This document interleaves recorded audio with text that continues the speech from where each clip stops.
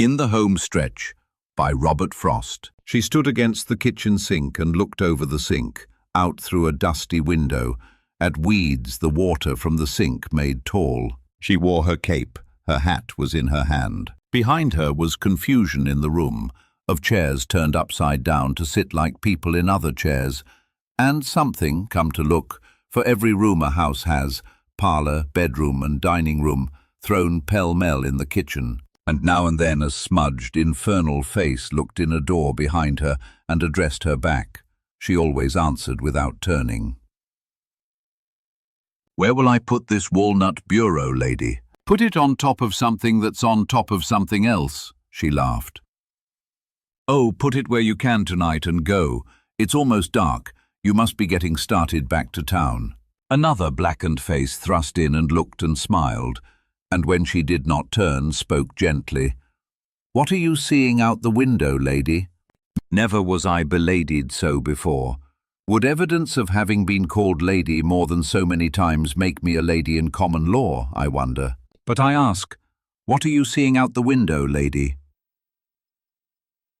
What I'll be seeing more of in the years to come, as here I stand and go the round of many plates with towels many times. And what is that? You only put me off.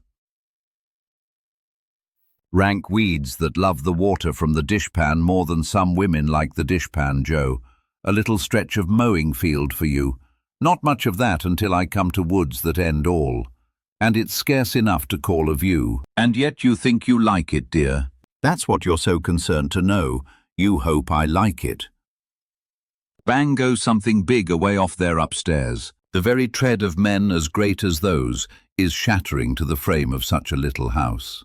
Once left alone, you and I, dear, will go with softer steps up and down stairs and through the rooms, and none but sudden winds that snatch them from our hands will ever slam the doors. I think you see more than you like to own to out that window. No, for besides the things I tell you of, I only see the years. They come and go in alternation with the weeds, the field, the wood. What kind of years? Why, latter years, different from early years. I see them too. You didn't count them? No, the further off so ran together that I didn't try to. It can scarce be that they would be in number we'd care to know, for we are not young now. And bang goes something else away off there. It sounds as if it were the men went down, and every crash meant one less to return to lighted city streets. We too have known, but now are giving up for country darkness. Come from that window where you see too much for me, and take a livelier view of things from here. They're going. Watch this husky swarming up over the wheel into the sky-high seat, lighting his pipe now, squinting down his nose at the flame burning downward as he sucks it. See how it makes his nose side bright, a proof how dark it's getting. Can you tell what time it is by that? Or by the moon, the new moon? What shoulder did I see her over? Neither. A wire she is of silver, as new as we to everything. Her light won't last us long. It's something, though, to know we're going to have her night after night and stronger every night to see us through our first 2 weeks. But Joe, the stove, before they go. Knock on the window, ask them to help you get it on its feet. We stand here dreaming. Hurry, call them back. They're not gone yet. We've got to have the stove, whatever else we want for. And a light. Have we a piece of candle if the lamp and oil are buried out of reach? Again the house was full of tramping, and the dark, door-filling men burst in and seized the stove. A cannon-mouth-like hole was in the wall, to which they set it true by eye, and then came up the jointed stovepipe in their hands, so much too light and airy for their strength, it almost seemed to come ballooning up, slipping from clumsy clutches toward the ceiling.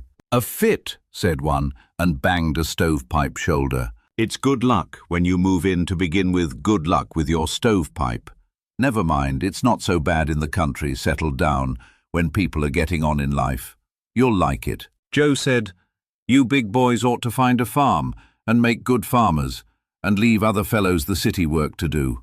There's not enough for everybody as it is in there." "God!" one said wildly, and when no one spoke. "Say that to Jimmy here. He needs a farm.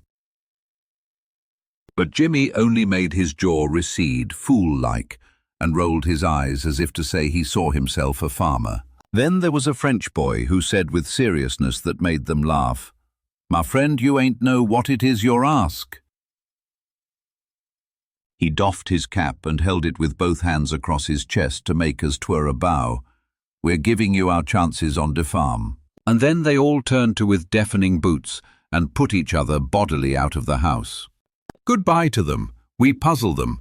They think, I don't know what they think we see and what they leave us to. That pasture slope that seems the back some farm presents us, and your woods to northward from your window at the sink, waiting to steal a step on us whenever we drop our eyes, or turn to other things, as in the game 10-step the children play. Good boys they seemed, and let them love the city. All they could say was, God, when you proposed their coming out and making useful farmers. Did they make something lonesome go through you? It would take more than them to sicken you, us of our bargain. But they left us so as to our fate, like fools past reasoning with. They almost shook me. It's all so much what we have always wanted, I confess. Its seeming bad for a moment makes it seem even worse still, and so on, down, down, down. It's nothing. It's their leaving us at dusk. I never bore it well when people went. The first night after guests have gone, the house seems haunted or exposed.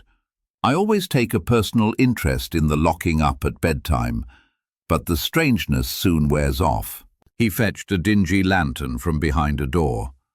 There's that we didn't lose, and these. Some matches he unpocketed. For food, the meals we've had no one can take from us. I wish that everything on earth were just as certain as the meals we've had. I wish the meals we haven't had were anyway. What of you know where to lay your hands on? The bread we bought in passing at the store. There's butter somewhere too. Let's rend the bread. I'll light the fire for company for you. You'll not have any other company till Ed begins to get out on a Sunday to look us over and give us his idea of what wants pruning, shingling, breaking up. He'll know what he would do if he were we, and all at once. He'll plan for us and plan to help us, but he'll take it out in planning. Well, you can set the table with the loaf. Let's see you find your loaf. I'll light the fire. I like chairs occupying other chairs, not offering a lady. There again, Joe, you're tired. I'm drunk, nonsensical, tired out. Don't mind a word I say. It's a day's work to empty one house of all household goods and fill another with them 15 miles away, although you do no more than dump them down. Dumped down in paradise we are, and happy. It's all so much what I have always wanted, I can't believe it's what you wanted too. Shouldn't you like to know? I'd like to know if it is what you wanted, then how much you wanted it for me. A troubled conscience. You don't want me to tell if I don't know. I don't want to find out what can't be known. But who first said the word to come? My dear, it's who first thought the thought.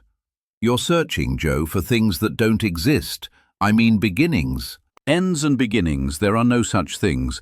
There are only middles. What is this? This life? Our sitting here by lantern light together amid the wreckage of a former home. You won't deny the lantern isn't new. The stove is not. And you are not to me, nor I to you.